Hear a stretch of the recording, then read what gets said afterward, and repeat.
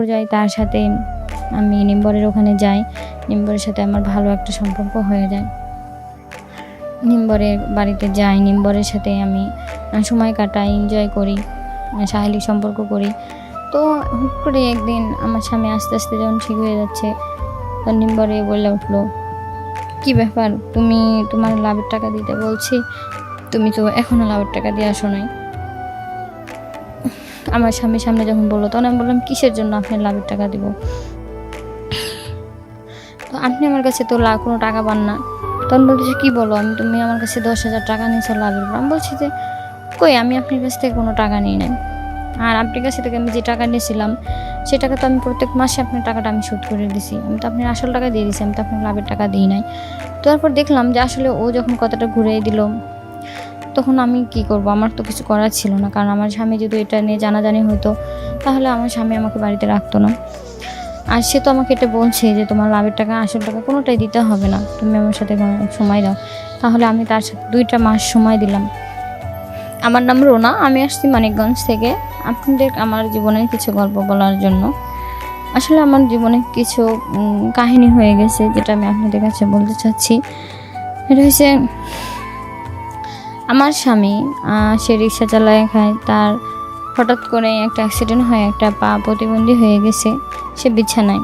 তো আমার সংসারের ভিতরে আমি আর আমার শাশুড়ি ছাড়া আর কেউ নাই। তো কিভাবে সংসারটা চালাবো? আমার স্বামী তো আমার সংসারে সব হাল ধরে রাখছে। তো আমি কোনো কাজ করতে পারলাম না, বুঝতে পারতেছি না যে কিভাবে আমি আমার সংসারটা চালাইতে পারবো। হট করেই আমি এক সময় বুদ্ধি করে গেছি মাতবরের কাছে, যে আমার কিছু টাকার দরকার ছিল। নিম্বরে বললাম, নিম্বরে বলল, দেখো, টাকাতে আমি দিব তোমারে, তোমার স্বামী তো এরকম একটা অসুস্থ হয়ে রয়েছে, টাকা শোধ করবা কেমনি? বললাম, দেন, আমি একটা কাজ টাজ করে আমি দিয়ে দেবো। তো নিম্বরের কাছ থেকে আমি 10,000 টাকা লাভের উপরে নিয়ে আসি। নিয়ে আসার পরে আমি একটা ছোটোখাটো করে একটা দোকান দিয়ে নিই। যে দোকানের ভিতরে সবজির একটা দোকান দিলাম। আমরা 2 শাশুড়ি বেটার বউ একটু সময় ভালো করে যাচ্ছিল। সময় ভালো করে যাওয়ার পথে এখন দেখা যাচ্ছে সুদের লাভটা অনেক বাইরে যাচ্ছে। সুদের টাকা দিলেও আমি আসল টাকা তাকে দিতে পারতেছিলাম না। তো কিভাবে কি করব সেটা খালি ভাবছি। ভাবার পরে বললাম যে, ভাইয়া ঠিক আছে, আপনি আমার আর কিছুদিন সময় দেন, আমি আপনি লাভের টাকা 2-1 মাস রাখি, পরে আমি দিয়ে দেবো, সুদের টাকাটা আপনি রাখেন। তো বললো যে, ঠিক আছে, দেখো, চেষ্টা করিলাম। হঠাৎ করে একদিন বললো যে, তুমি চাইলে কিন্তু 2-3 মাস কাটার পরে বলতেছে, তুমি যদি চাও তাহলে কিন্তু তুমি আমার টাকাটা শোধ করে দিতে পারবা। তো বললাম, কিভাবে শোধ করবো ভাই, আমি তো যে একটা বেচাকেনা হয় দোকানে, এই টাকাটা তো আপনার লাভের টাকা দিয়ে আমার খাওয়া দাওয়া তো হয় না, আমার স্বামীর ওষুধ টষুধ কিনতে হয়।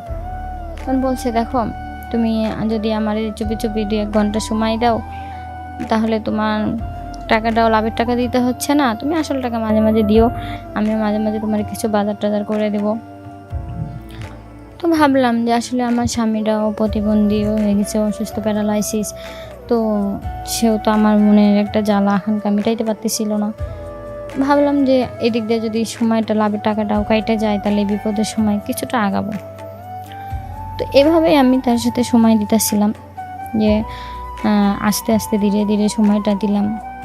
কিভাবে কি করব এটা ভাবতেছিলাম খালি। যাই হোক, এক পর্যায়ে তার সাথে আমি নিম্বরের ওখানে যাই।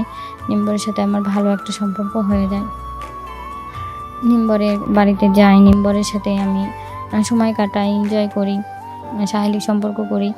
তো হুট করে একদিন আমার স্বামী আস্তে আস্তে যখন ঠিক হয়ে যাচ্ছে, তখন নিম্বরে বলে উঠলো, কি ব্যাপার, তুমি তোমার লাভের টাকা দিতে বলছি, তুমি তো এখনো লাভের টাকা দিয়ে আসো নাই। আমার স্বামীর সামনে যখন বললো, তখন আমি বললাম, কিসের জন্য আপনার লাভের টাকা দিব? তো আপনি আমার কাছে তো কোনো টাকা পান না। তখন বলতেছে, কি বলো, তুমি আমার কাছে 10,000 টাকা নিয়েছো লাভের উপর। আমি বলছি যে, কই, আমি আপনার কাছ থেকে কোনো টাকা নিই নাই। আর আপনার কাছ থেকে আমি যে টাকা নিয়েছিলাম, সে টাকা তো আমি প্রত্যেক মাসে আপনার টাকাটা আমি শোধ করে দিছি, আমি তো আপনার আসল টাকা দিয়ে দিছি, আমি তো আপনার লাভের টাকা দিই নাই। তারপর দেখলাম যে আসলে ও যখন কথাটা ঘুরিয়ে দিল, তখন আমি কি করব, আমার তো কিছু করার ছিল না। কারণ আমার স্বামী যদি এটা নিয়ে জানাজানি হতো, তাহলে আমার স্বামী আমাকে বাড়িতে রাখতো না। আর সে তো আমাকে এটা বলছে যে তোমার লাভের টাকা আসল টাকা কোনোটাই দিতে হবে না, তুমি আমার সাথে সময় দাও। তাহলে আমি তার সাথে 2টা মাস সময় দিলাম।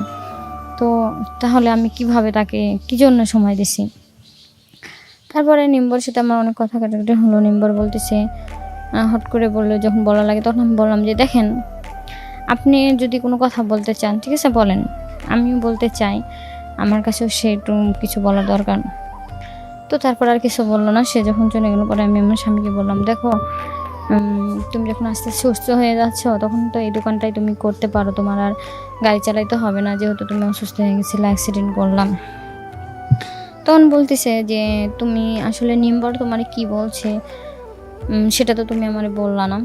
তখন আমি বলছি যে না, আসলে নিম্বর কিছুই বলে নাই, তার কাছ থেকে আমি টাকা নিয়েছিলাম, আমি তো লাভের টাকা না, তার আসল টাকায় আমি প্রত্যেকটা 15 দিন পর পর দিয়ে আমি তাকে শোধ করে দিছি, কারণ আমার তো কষ্ট হচ্ছিল অনেক, 2 দিকে চালাই নিতে। তখন সে আর কোনো কথা বলে নাই। পরে একদিন হঠাৎ করে নিম্বরে বলতেছে, তোমাকে আমি সময় দিয়ে যাচ্ছি, তুমি এই সময় অনুযায়ী আমার টাকাটা দিয়ে দিবা।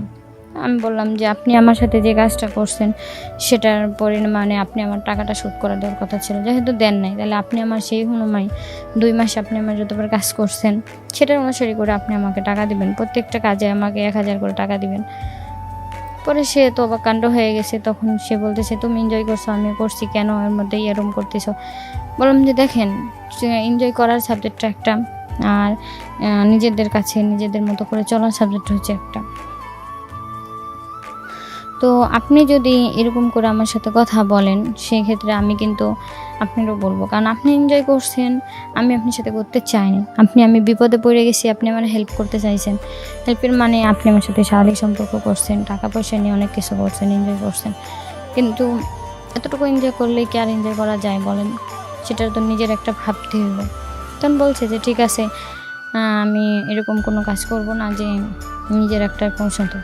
ওরা আমার স্বামীকে বললাম যে দেখো, ভুল মানুষেরও হয়, আমি তার কাছ থেকে টাকা নিয়েছিলাম কিন্তু এরকম কোনো কাজ করি নাই যাতে তোমার ক্ষতি হবে। আসলে আমি 2 দিকে চলে যেতে পারছিলাম না, তাই তার কাছ থেকে টাকা হবে, মানে আমার স্বামীর আমি অনেক কিছু করে বোঝাই শুধাই বললাম। তো বোঝার সাথে বলার পর আমার স্বামী বলছে যে না, কোনো সমস্যা নাই, দেখো তুমি তো তোমার মতো চলছো। তো আমি সেই সময় নিম্বরে বললাম যে আপনি আমার সাথে এমন কিছু করছেন, এমনভাবে চললেন ফিরলেন, আবার এখন এসে আমার স্বামীর কাছে আমারই দোষারিত বানাইতে চাইলেন।